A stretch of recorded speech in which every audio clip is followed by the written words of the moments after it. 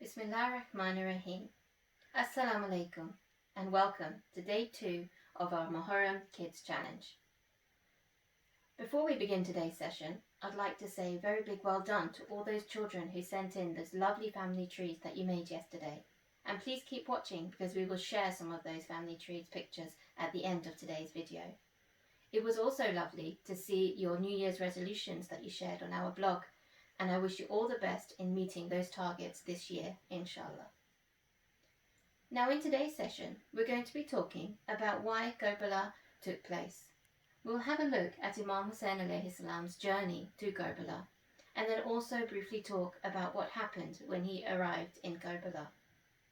Now Islam is full of a lot of history, and just like you learn about Victorians and maybe the Tudors at school, it is important that we learn about the history of our religion, the history of Islam. Now at the time of Prophet Muhammad, peace be upon him, there were two main families, the Bani Hashim and the Bani Umayyah. Now in the Bani Hashim family was Prophet Muhammad, peace be upon him, his daughter Sayyidah Fatima Zahra, peace be upon her, Imam Ali alayhi salam, and then their children and the other Imams. In the Bani Umayyah we had Abu Sufyan, Yazid, Muawiyah, and Muawiyah's son, who was called Yazid ibn Muawiyah.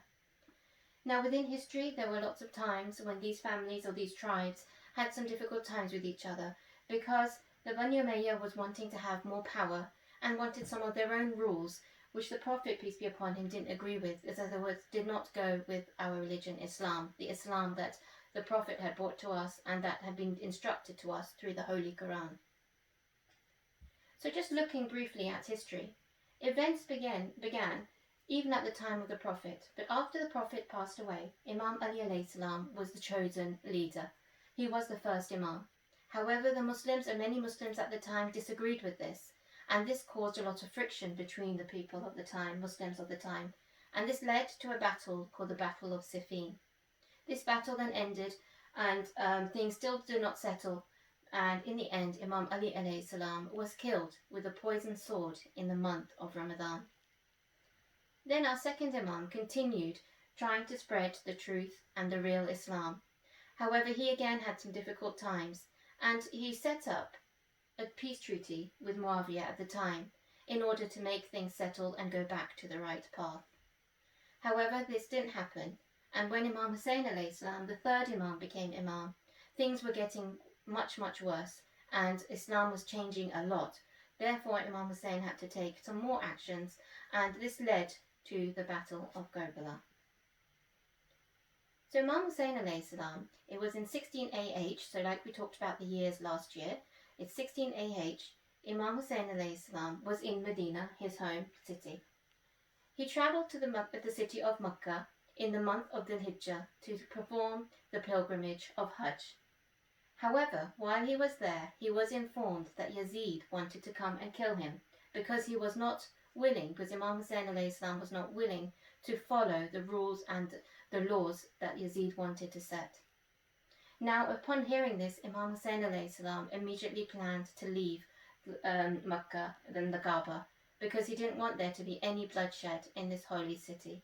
So Imam Hussein alayhi salam took his family and his close friends, and he started his journey all the way to a place called Kufa. Now people in Kufa had also been very distressed, and they had called the Imam for their help. So the Imam thought he could help them.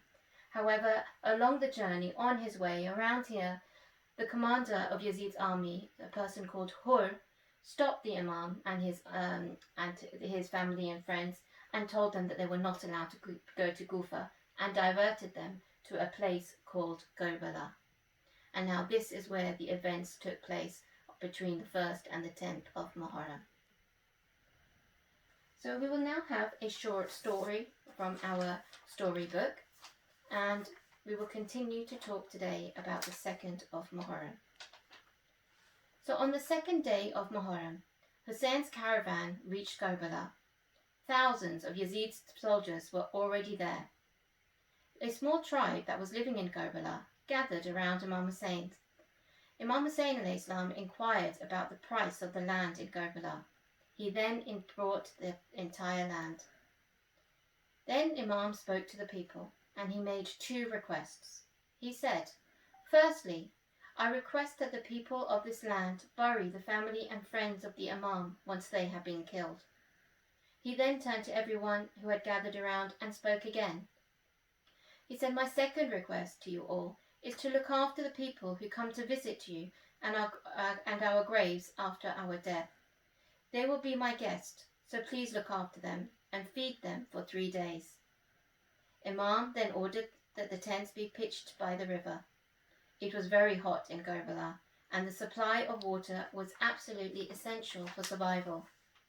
Abbas, the commander of Hussein's army, with his men, started to pitch up the tents by the river. The commanders of Yazid's army ordered their men to pull out Hussein's tents. They stopped Hussein's tents from being pitched by the river. Abbas became very angry. He pulled out his sword and he wanted to kill the enemies. Abbas, the Lion of Ali, was like his father. He was very brave and very strong. The enemies feared him.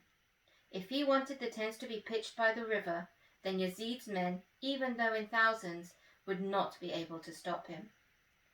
Hussein saw what was happening and quickly intervened. He knew his brother's temper and his strength. "Abbas, my brother, Abbas, put back your sword. Abbas, we have not come here to fight. Later on, people will say that we started the battle just for water. Abbas, my brother, Abbas, calm down and put your sword back. Let us move away from here and we will pitch our tents elsewhere." Abbas considered his brother to be his master and always obeyed his commands. He put his sword back and he ordered his men to pitch their tents away from the river. This was the 2nd of Muharram. As nights and days passed, the scenes in Karbala changed. Day by day, Yazid's army increased in number. Nearly 20,000 of Yazid's soldiers surrounded Hussein's camps. Despite having so many men in Yazid's army, his commanders were still worried because even the 72 men in Hussein's army were no ordinary men.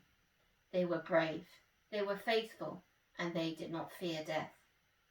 Yazid's soldiers knew this and therefore thought of a way to weaken Imam Hussein's army. On the 7th of Muharram, Yazid's commanders ordered their men to stop water from reaching Hussein's tents. There were many ladies and children with Hussein, and they suffered a lot without food and water. For 3 days, one could hear the children crying for water. "Alatash, alatash, water, water, thirst, thirst." Abbas could hear this. He could hear his beloved Sakina crying for water. Abbas loved Sakina daily and always got her anything that she wanted. Every time Abbas heard Sakina crying for water, he shook his head in grief. Abbas, poor Abbas, how could he bear to hear his Sakina crying? Alatash, echoed through the land of Karbala for 3 days and 3 nights. Many little children died from thirst and hunger during these days. Inna lillahi wa inna ilayhi raji'un. We are from Allah and to Him we will return. As you can see from this story, the events of Karbala really remind us the importance of patience. Imam Hussein alayhi salam and Hazrat Abbas remained patient throughout. All Hazrat Abbas wanted to do was get water for his niece Bibi Sakina and the other children, but he had to be patient. This is an important lesson for our lives. We can be patient through every day. We can practice this in our lives. So, for example, when you want something, we can wait. We don't need to have everything immediately. We can wait a few days maybe a few months, a few weeks. Also, we're reminded in the Quran that when we are patient, we are rewarded with even more. So, for example, when you are making a nice ice lolly, so maybe you have a mixture and you put it into your ice lolly maker or mold and you put it in the freezer. If you were to go and keep taking it out, you would not be able to actually have a frozen ice lolly. It would still be water. You would need to wait a little while. However, if you waited a longer period and you were patient, inshallah, you would have a lovely, tasty ice lolly at the end. So please remember, always remain patient. Now let's have a look at the activity for today. So I would like you to create a model or a map of Karbala. just like a sample I've made here. Here we have the river Euphrates, or the river Farad, like I said to you in the story, where the Yazid's army had put up their tents and stopped the Imam's family and friends from getting to the water. So here's just a simple model that we made at home. There are some other ideas here, and you could also just draw it. You can draw the water and the tents. So I'd love to see how you represent the scene in Karbala with the tents, inshallah. So I look forward to receiving those. And today's challenge. Are you ready for challenge number 2?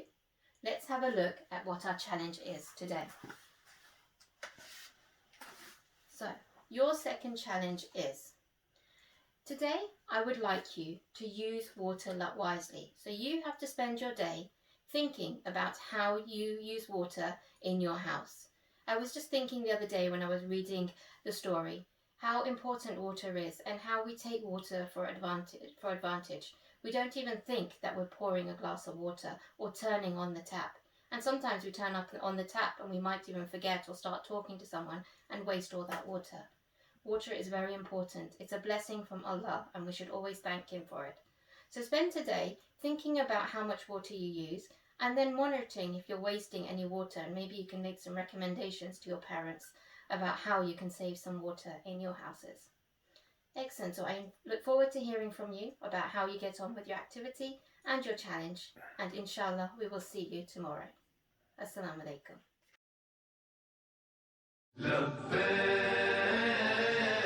لبيك لبيك يا حسين لبيك لبيك